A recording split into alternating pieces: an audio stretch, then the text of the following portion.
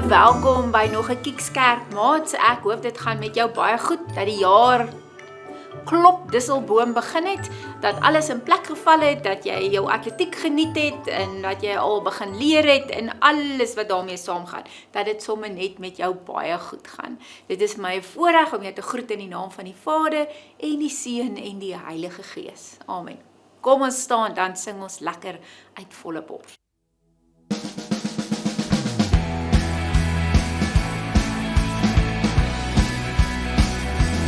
Dis so lekker om die Here te dien.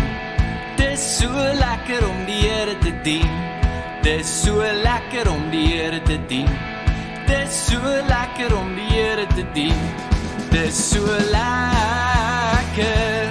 Dis so lekker om die Here te dien. Dis so lekker. Dis so lekker om die Here te dien. Dis so swaar om jou laste te dra. Dis so swaar om jou laste te dra. Dis so swaar om jou laste te dra. Dis so swaar om jou laste te dra. Dis so swaar. Dis so swaar om jou laste te dra. Dis so swaar.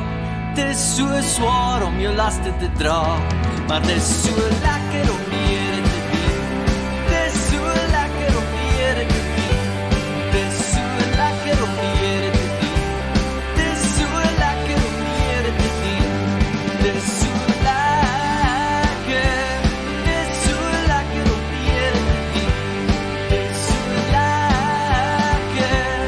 Dis so lekker om die Here te dien. Dis so lekker om die Here te dien. Dis so lekker om die Here te dien.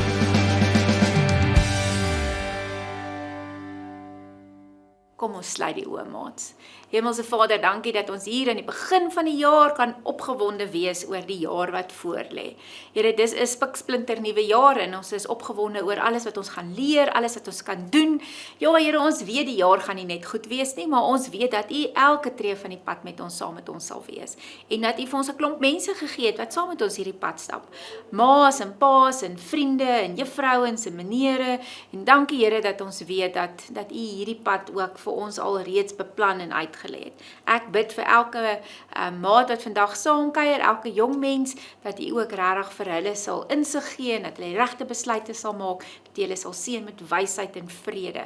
En die belangrikste van alles, dat ons baie van U sal leer en al hoe nader aan U sal groei. Amen. Maar ons het verlede jaar die jaar afgesluit. Onthou julle mos nou met die Kersverhaal, né? Hier 25 Desember is Jesus gebore. En as Jesus gebore word, dan weet ons Herodes die Grote is aan bewind. Ons weet dat Jesus gebore is in die stal in Bethlehem en ons ken al hierdie verhale en ons het mekaar persente gegee.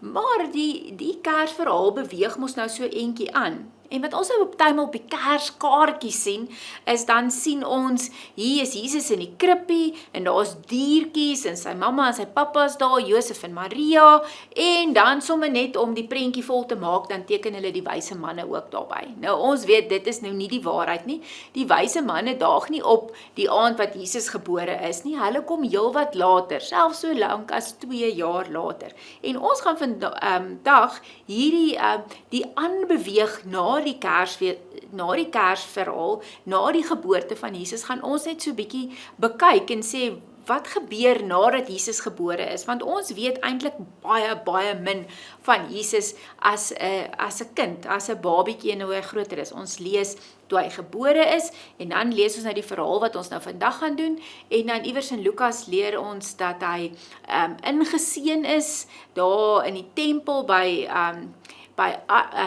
Anna, die profeet, al daai goeders, en dan leer ons ook dat hy, toe hy hier rondom 12 was, dat hy in die tempel was, en dat hy die vraag gevra het, en dan die verhaal wat ons vandag gaan doen. Maar kom ons kyk net gou eers die rolspelers. Wanneer Jesus dan nou gebore word, daar in Bethlehem, dan word hy bietjie groter, hy is eers in die stal, en dan skuif hy na 'n huis toe. En terwyl Jesus in hierdie huis is Herodes die Grote nog reeds aan bewind. Wie was Herodes die Grote?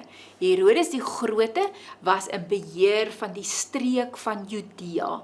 Nou Judea is die deel waar die Jode gebly het en dit was hulle gedeelte. Nou Herodes die Grote het bekend gestaan as die koning van die Jode. Maar hy was nie die koning op sy eie nie, hy was nog steeds onder die Romeinse ryk gewees. Nou Herodes die Grote is getroud gewees met Miramna, dis sy vrou en sy was eintlik die belangrike ene en Alexander die Grote het so half haar pa jammer gekry en toe het hy vir hom hierdie gedeelte gegee om oor te heers en die Jode was nou nie eintlik vir die Romeine so belangrik nie en hierdie ou stukkie en toe sê hy, gaan eers julle nou daarom wees julle nou belangrik. Herodes die Grote was verskriklik wreed. Hy is een van die wreedste mense wat ooit op aarde geleef het.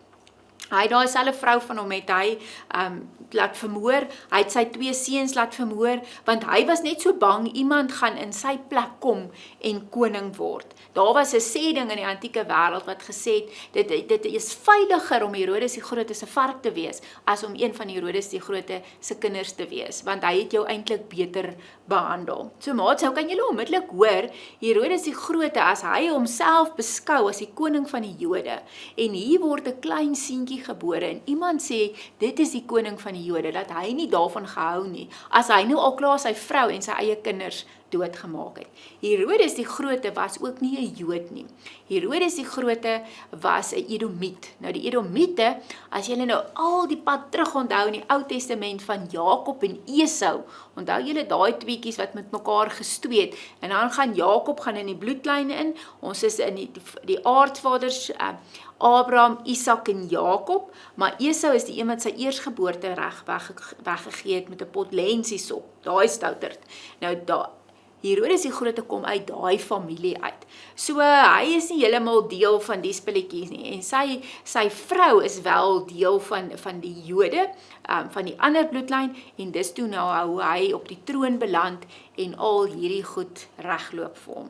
So dit is die eerste rolspeler. Herodes die Grote, wrede, dink hy is die koning, Edomiet. Aan die ander kant is die wyse manne wat, as Jesus dan al 'n bietjie ouer is, tussen 6 maande en 2 jaar, is hy nou nie, hy's nie meer in die stal nie, ons gaan nou lees, hy was in huis, hulle kom besoek hom. Nou die wyse manne kom uit die ooste uit. Dis so 1600 km ver wat hulle gereis het, van die ou Persië af. Julle sal onthou, Daniël was in die Persiese ryk gewees, en ons lees van die wet van Mede in Perse, dis die omgewing waaruit hulle kom. Vandag is daai land staan bekend as Iran. So dis waar hulle vandaan kom. En hulle weet van al hierdie goed wat gebeur, en dat daar 'n kind gebore sal word, want onthou, Daniël was in daai omgewing, hy was in Persië, hy was in vandag se Iran, en hy het al hierdie voorspellings gehad. As ons die boek Daniël gaan lees, dan sien ons hoe die geskiedenis uitspeel, want God het aan hom 'n klomp profesieë geopenbaar. So hierdie wyse manne sien dan 'n ster, en of 'n lig, en hulle volg dit, want hulle gaan soek die koning van die Jode. Nou Herodes dink hy is die koning van die Jode, die wyse manne sien 'n ster en lees in die sterre dat daar die koning van die Jode gebore gaan word. En dan reis hulle verskriklik ver om hierdie koning te ontmoet. Maar ons sien altyd, daar's 3 wyse manne, omdat daar 3 geskenke was, goud, wierook en mirre, maar ons weet mense het nie so alleen gereis nie, hulle het saam met baie mense gereis, dit was nie te veilig. Jy kan nie 1600 km op 'n kameel ry en net julle is trietjies nie, waar kom al die kos vandaan en hoe beskerm jy jouself? So daar was 'n hele klomp, ons praat van 'n karavaan kamele wat gereis het, maar dis dan nie die stamme. Maar kom ons lees dan nou uit Matteus 2 van hierdie verhaal. Die wyse manne kom aan by koning Herodes, hulle vertel daarvan, en dan is Herodes verskriklik kwaad, want hy wil nie 'n ander koning hê nie, en kom ons lees wat gebeur in Matteus 2 van vers 13. Nadat hulle vertrek het daar 'n engel van die Here in 'n droom aan Josef verskyn. Met ander woorde, die wyse manne gaan weg, hulle het vir Jesus gesien, hulle het vir hom die geskenke gegee, nou dat hulle weg is, verskyn daar 'n engel aan Josef, die aardse pappa van Jesus, en sê vir hom, staan op, neem die kindjie en sy moeder en vlug na Egipte toe en bly daar totdat ek jou sê om terug te kom. Nou maats, net vinnig, ek lees ons sien, staan op, neem die kindjie en sy moeder. Nou in die antieke wêreld is die belangrikste altyd eerste genoem. So as ons enige ander boek sou gelees het, sou dit gesê het, vat die ma na haar kind, want die mamma is mos die belangrikste, want sy is die groot mens. Maar hier lees ons, neem die kindjie en sy ma, dit beteken, Jesus is belangriker, want Jesus is ons verlosser. Jesus is die seun van God. Want Herodes is van plan om die kindjie te soek en hom dood te maak. Hoekom wil Herodes die kindjie doodmaak? Want hierdie kindjie gaan nou die koning van die Jode en Herodes dink, hy is die koning van die Jode. Josef het toe opgestaan en in die nag die kindjie en sy moeder geneem en na Egipte toe vertrek en daar gebly tot die dood van Herodes. So is vervul wat die Here deur 'n profeet gesê het, uit Egipte het ek my seun geroep.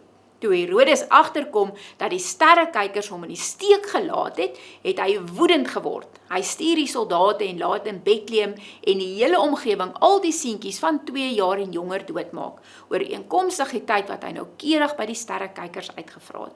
Toe dit die woord vervul dat die Here deur die profeet Jeremia gesê het, 'n gekerm word op Rama gehoor, 'n gehuil en 'n groot gejammer, Rachel treur oor haar kinders en wil nie getroos word nie, omdat hulle nie meer daar is nie. So maat, hier is die verhaal wat ek nou vir jou vertel het. Die wyse manne kom, of die sterrekykers, hulle vra vir Herodes, waar is hierdie kindjie? Herodes hoor, hier is 'n nuwe koning van die Jode. Hy is so boos, hy maak sommer al die kinders wat jonger as 2 jaar is, maak hy dood, en 'n engel verskyn aan Josef en Maria en sê, vlug, gaan na Egipte toe. Soos voor Herodes kan begin kinders doodmaak, vlug hulle na Egipte toe. Nou daar op die skerm kan jy sien, waar het die wyse manne of die sterrekykers vandaan gekom. Hulle is daar na Bethlehem toe en van Bethlehem af is hulle na Egipte toe. Nou hoekom gaan hulle na Egipte toe? Hulle kon as enige ander plek heen gegaan het. Hulle kon see toe gegaan het. Hulle kon opgegaan het meer Galilea se kant toe. Waarom na Egipte toe? Ja, hulle gaan na Egipte toe en spesifiek na Alexandria. Alexandria is die groot stad in Egipte op daai stadium, verwys na, of vernoem na Alexander die Grote. Mense het in daai tyd, as hulle gedink het is hulle belangrik, het hulle sommer 'n stad na hulle self vernoem. Nou Alexandria was daar 'n groot groep Jode. Party mense sê vir ons, tot 1/3 van die stad was Jode gewees. Nou, dit was 'n internasionale handelsentrum, was 'n groot stad gewees, 'n besige stad, en destyds Abraham het soontoe gevlug, Isak het soontoe gevlug om daar te gaan bly en te wees. So daar was 'n groot klomp Jode, en toe daar allerlei opstande was, het mense in Alexandria, die Jode in Alexandria gaan bly. So die kans is baie groot dat daar 10-1 ook familie gewees het van Josef en Maria, so hulle gaan na 'n Joodse omgewing toe, buite Judea. En dis hoekom hulle Egipte toe gaan, want daar is hulle veilig, daar kan hulle versorg word. Daar is mense wat hulle ken, wat hulle taal praat. Wat interessant is, ons het 'n Griekse vertaling van die Ou Testament. Die Ou Testament is in Hebreëus geskryf, Nuwe Testament is in Grieks geskryf. Maar teen die tyd wat Jesus begin preek en praat, en is daar al 'n Griekse vertaling, want dis maar die taal wat die meeste mense gepraat het, want dit was die taal van die Romeinse Ryk, het ons 'n Griekse vertaling, dit staan bekend as die Septuagint, en die Septuagint kom uit Alexandria uit. Dit sê vir ons, daar was Jode gewees, wat omdat dit hulle taal was, het hulle begin Grieks praat, en toe het hulle eie Bybel, het hulle, of die Ou Testament dan, het hulle in Grieks vertaal. So die Septuagint wat ons vandag nog gebruik, kom uit Alexandria uit, en dit is waar Jesus en sy mamma en sy pappa dan gaan wegkruip vir Herodes die Grote. Kom ons lees verder. Na die dood van Herodes verskyn, daar 'n engel van die Here in 'n droom aan Josef in Egipte, en sê, staan op, neem die kindjie en sy moeder en gaan terug na die land van Israel toe, want die mense wat die kindjie se lewe gesoek het, is dood. Josef het opgestaan, die kindjie en sy moeder geneem en na die land van Israel toe teruggegaan. Toe hy egter verneem dat Archelaus in die plek van sy vader Herodes oor Judea regeer, was Josef bang om daarheen te gaan. Nadat God hom in die droom aanwysing gegee het, het hy na die landstreek Galilea toe. Daar aangekom het hy gaan woon in die dorp met die naam Nasaret. So is vervul wat deur die profete gesê is, hy sal 'n Nasarener genoem word. So Jesus gaan leef dan en word groot in Nasaret, en ons weet, ons lees altyd van Jesus van Nasaret. Selfs toe Jesus sy disippels roep, dan sê een van die disippels, Nathanael, dan sê hy, kan daar iets goeds uit Nasaret kom? Nou Nasaret was 'n ou klein dorpie, daar's nie veel mense nie, dit was nie vreeslik belangrik nie, mense het daar gebly en dan op ander plekke gaan werk, want dit is maar 'n ou klein dorpie, nie so groot soos Alexandria of Jerusalem nie.